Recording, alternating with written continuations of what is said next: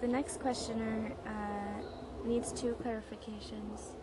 One is he asks if the need to love or be loved, whether this is coming from the ego.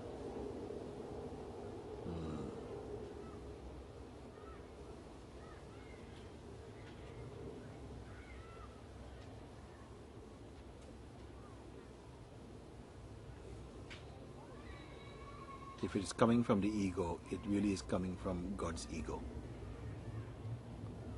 Because I say this because it is natural for us to love is our breath, it's our air. It makes life rich and diverse and beautiful. Love is peace. It's natural also. It's a natural response from a sentient expression to feel love and to enjoy feeling love and expressing love, you know.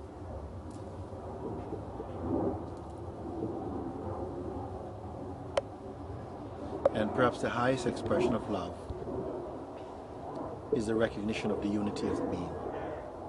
I would call it the highest expression of the love, as I know. But when one is searching for the truth and discovering who we really are, in a way you bypass this dualistic love. There's not this or that. And because love is known to us mostly through duality, like I love you, or I love this, or this person loves me, or I want this, or something. And truth is beyond the this and the thatness in its purest form, you see.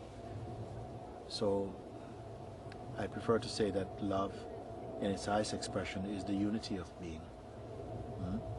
But even this sense of being, this sense of existence, you see, arises out of the absolute. And when I say the absolute, there's a tendency for us to place that as a kind of abstract space. But by absolute, it's something closer than intimacy. Before intimacy was born or created, the absolute is. And we are that absolute. And it is so pure, you cannot even say that it loves itself. I don't know. I don't want to make any tattoos out of what I'm speaking here. You know, because in another way, I can say something different from what I'm saying.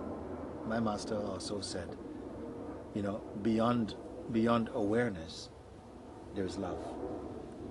And it was beautiful. It touched me deeply, you know, to say this, because I could feel it. I could feel the power in those words, what it was pointing to. But it's not the love that the regular person is aware of, you see, to say the word love, you know. Why did all this come into being? Why did all of this play come into being? What's the play of duality and everything? Then he called it love. And I feel in agreement and an affinity with that. I can't explain this thing.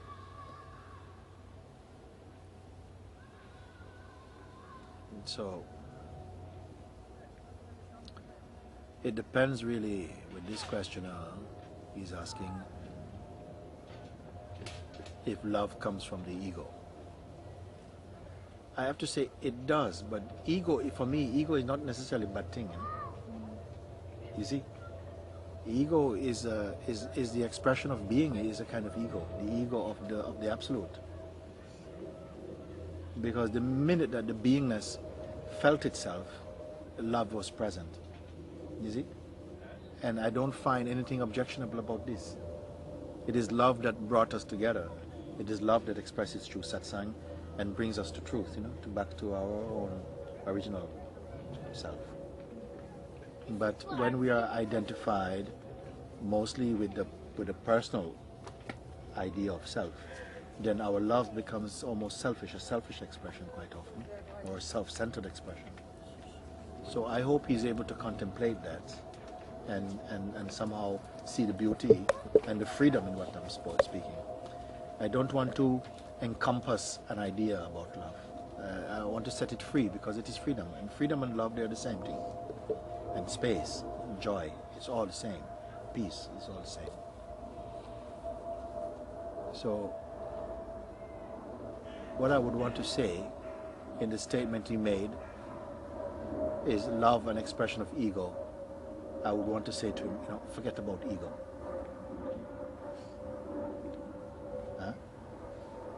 and then you can forget about love. But forget about ego first and enjoy some love.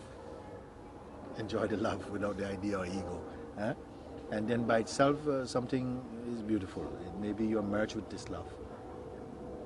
Or then you see that even love, in all of in its most glorious expression, is still perceived in that which has no face, has no time, has no description, has no quality.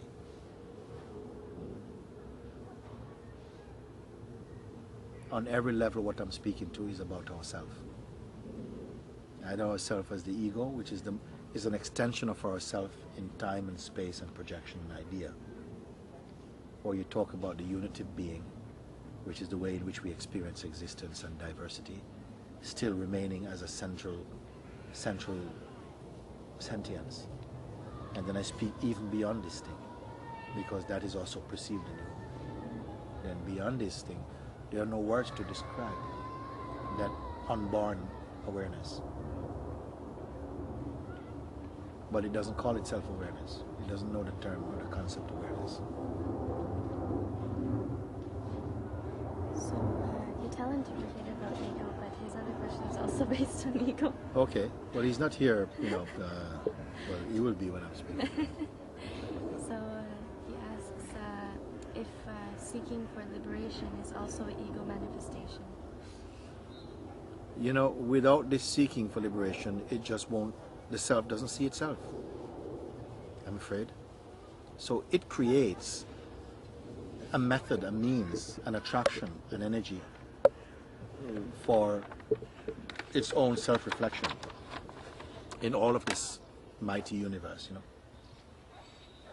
Because unless there is an urge inside for freedom, it just doesn't happen. It happens, we hear spontaneously some people coming into a recognition of that.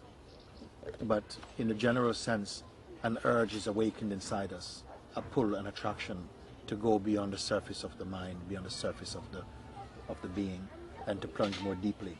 And life has already prepared for us a journey of revelation, to discover our true self.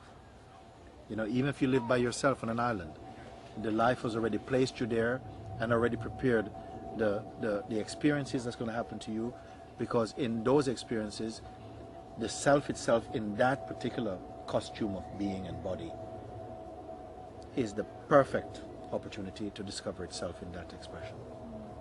So everything is taken care of. Only if there's some arrogance inside our mind that, I believe, I think, and so on, this will build a wall of concepts around ourselves, and then you will just suffer a bit longer, that's all. If you don't have this wall of concepts, if your mind is empty and open, it will assimilate much more quickly. But if it's full of concepts, it will just cook more slowly. It's just like this. And all of it is the work of consciousness, actually. There's no individual deciding anything.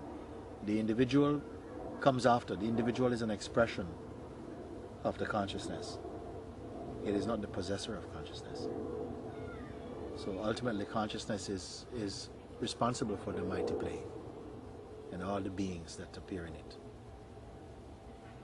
So don't ask this question. I don't think that he's going to be really satisfied with this. What he needs to know is that somehow that this urge for truth is genuine inside himself. Now this urge for truth will bring you to satsang, that is reminding you that for truth there's no distance to travel. As I said before, if you want water and it's not here, you have to go someplace and get it.